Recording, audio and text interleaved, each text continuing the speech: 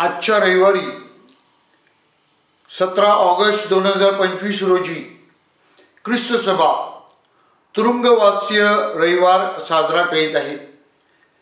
Prison ministry Sunday.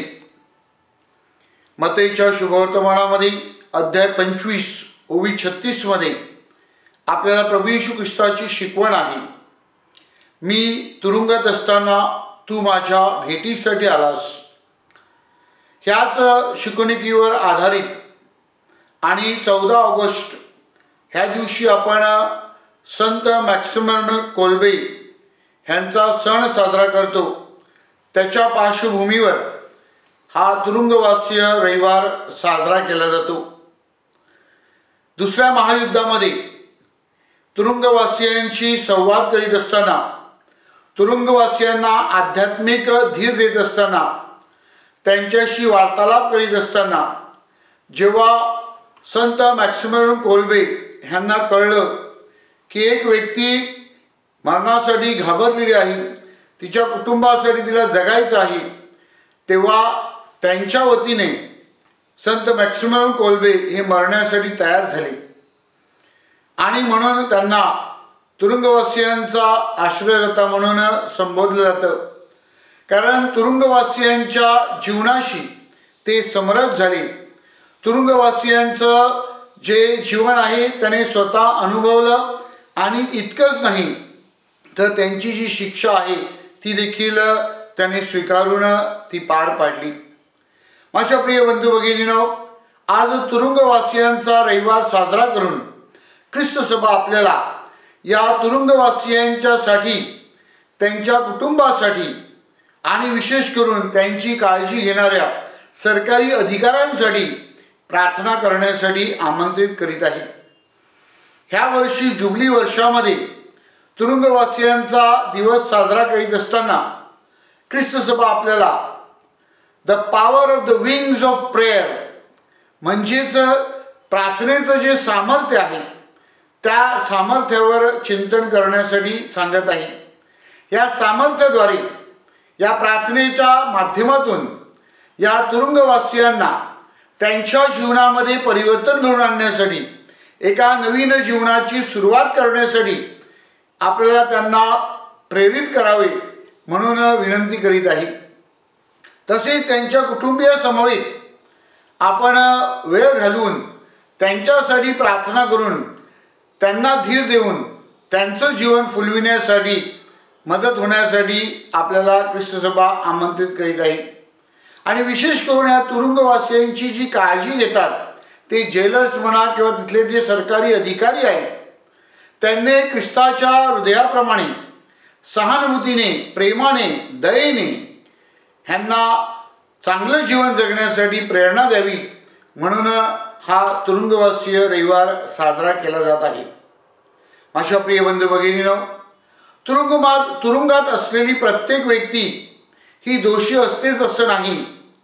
काही वेळेला काही परिस्थितीनुसार त्या या गुन्ह्याला भाग पडतात आणि गुन्हेगार बनतात, परंतु त्यांची इच्छा गुन्हेगारी करण्याची नाही किंवा त्यांना बदलण्यासाठी संधी प्राप्त व्हावी, यासाठी प्रयत्न व्हावेत म्हणून ख्रिस्त सभा आपल्याला या तुरुंगवासीय रविवारच्या निमित्ताने चिंतन करण्यासाठी आमंत्रित करीत आहे। आपल्याला आजच्या दुसऱ्या वाचनामध्ये फार सुंदररित्या बोध करण्यात आलेला आहे। हिब्री लोकास लिहिलेल्या पत्रामध्ये अध्याय 12 ओवी 1 ते 4 मध्ये आपल्याला सांगितलेलं आहे की हिब्री लोकास लिहिलेल्या पत्रामध्ये 11व्या अध्यायामध्ये ज्या चांगल्या जुन्या करारातील व्यक्तींचं वर्णन केलेलं आहे आणि त्यांनी कशा प्रकारे चांगलं जीवन जगलेलं आहे, तशा प्रकारे चांगलं जीवन जगण्यासाठी आपण प्रयत्न करावेत म्हणून आपल्याला विनंती करण्यात आलेली आहे। कशा प्रकारे चांगलं जीवन आपण जगू शकतो, तर त्यामध्ये आपल्याला सांगितलेलं आहे की आपला जो जीवनाचा क्रम आहे त्या जीवनाच्या प्रवासामध्ये आपण वजन घेऊन जीवन जगायचं नाही। हे वजन, हे ओझं कशाचं आहे? पापाचं ओझं। पापाचं ओझं बाजूला सरून जेव्हा आपण हलक्या रीतीने जेव्हा प्रवास करीत असतो तेव्हा आपला प्रवास हा खूप चांगला होतो आपला प्रवास किंवा दुसऱ्या वाचनामध्ये सांगितल्याप्रमाणे आपली जी धाव आहे, आपली जी शर्यत आहे, ती शर्यत जिंकण्यासाठी आपल्याला खूप मदत होऊ शकते. दुसरा मुद्दा या वाचनामध्ये आपल्या पुढे मांडण्यात आला आहे आणि तो म्हणजे ही शर्यत, जी श्रद्धेची शर्यत आहे, ती जिंकण्यासाठी आपल्याला धीराने धावावं लागणार आहे. आपल्यामध्ये जी कन्सिस्टन्सी आपण म्हणतो, म्हणजे सातत्याने आपण हा प्रवास श्रद्धेचा चालू ठेवला पाहिजे. त्यामध्ये कोणत्याही प्रकारचा खंड पडू नये याकडे आपण लक्ष केंद्रित केलं पाहिजे.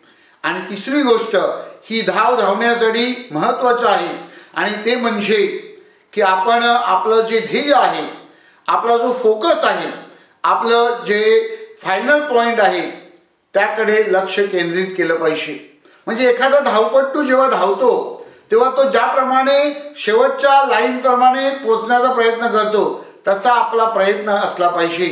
आणि शेवटचं आपलं जे ध्येय आहे किंवा ठिकाण आहे किंवा जी व्यक्ती आहे ती म्हणजे प्रभू येशू ख्रिस्त.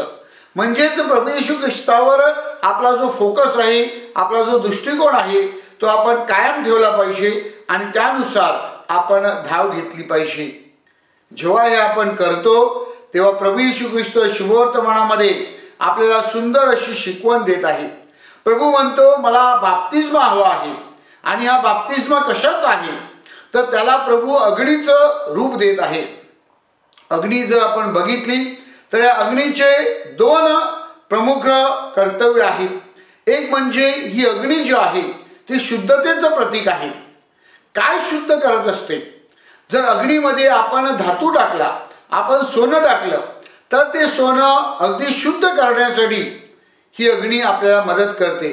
The fire purifies the metal. जर आपण या अग्नीमध्ये भुसा टाकला, जर आपण या अग्नीमध्ये जुनं लाकूड टाकलं, जर आपण या अग्नीमध्ये सगळा केर कचरा टाकला तर अग्नी तो केर कचरा, जे जुने वस्तू आहेत ते भस्म करते, त्याची राख करते. अशा प्रकारे ही अग्नी शुद्ध करते, आपला परिसर शुद्ध करण्यासाठी आपल्याला मदत करते.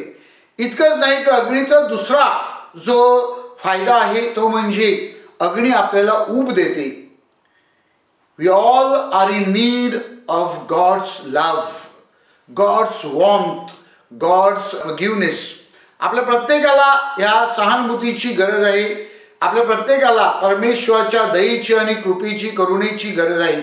आणि ती प्रभू येशू ख्रिस्त आपल्याला सांगत आहे की मला तुम्हाला द्यायची आहे.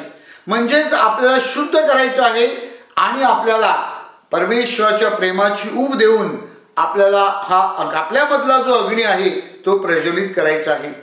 प्रभू येशू ख्रिस्त आपल्याला आपल्यातला जो अग्नी आहे परमेश्वराच्या प्रेमाचा, a fire of God's love, तो जागृत करण्यासाठी आमंत्रित करीत आहे. आणि तो करीत असताना प्रभू म्हणतो की जेव्हा तुम्ही भूमिका घ्याल, जेव्हा तुम्ही कार्याला लागाल, माझी निवड कराल, तेव्हा कधी कधी तुम्हाला विरोध होऊ शकतो. त्यामुळे कधी कधी भेद होऊ शकतो, त्यामध्ये कधी कधी डिव्हिजन्स निर्माण होऊ शकतात. परंतु भिवू नका, ह्याद्वारे आपण निश्चित परमेश्वराचा गौरव करणार आहोत. आणि म्हणून माझ्या प्रिय बंधू भगिनीनो, आज आपण प्रिझन मिनिस्ट्री रविवार साजरा करीत असताना, तुरुंगवासियांवर आपलं लक्ष केंद्रित करीत असताना, त्यांना प्रार्थनेचं बळ देऊन त्यांच्या परिवर्तनासाठी आणि त्यांच्या पुनर्जीवनासाठी विचार करीत असताना आपण आपल्या परिवर्तनासाठी देखील प्रयत्न केला पाहिजे. आणि प्रभू येशू ख्रिस्त ज्या अग्नीविषयी, ज्या बाप्तिस्माविषयी आपल्याला बोध करत आहे तो स्वीकारण्यासाठी आपण तयार असले पाहिजे. म्हणजेच परमेश्वराच्या प्रेमाचा, परमेश्वराचा दयेचा, परमेश्वराच्या करुणेचा अनुभव आपल्याला सर्वांना देता येईल आणि शांतीचं, प्रेमाचं आणि कृपेचं राज्य निर्माण करण्यासाठी आपण मदत करू. हे करत असताना इर्मया संदेशाच्या पहिल्या वाचनात सांगतो त्याप्रमाणे कदाचित विरोध होईल, कदाचित संकट येतील, कदाचित दुःख आणि वेदना होतील, परंतु भिवू नका, घाबरू नका. परमेश्वर आपल्या बरोबर आहे. आपलं लक्ष प्रभू येशू ख्रिस्तावर केंद्रित करा. त्याचं मार्गदर्शन आपल्याला सतत लाभेल, पवित्र आत्म्याचं सहाय्य आपल्याला लाभेल आणि त्याद्वारे आपलं जीवन अधिक सुंदर आणि पवित्र होईल. परमेश्वराच्या कृपेचा अनुभव आपल्याला यावा म्हणून विशेष प्रार्थना करा.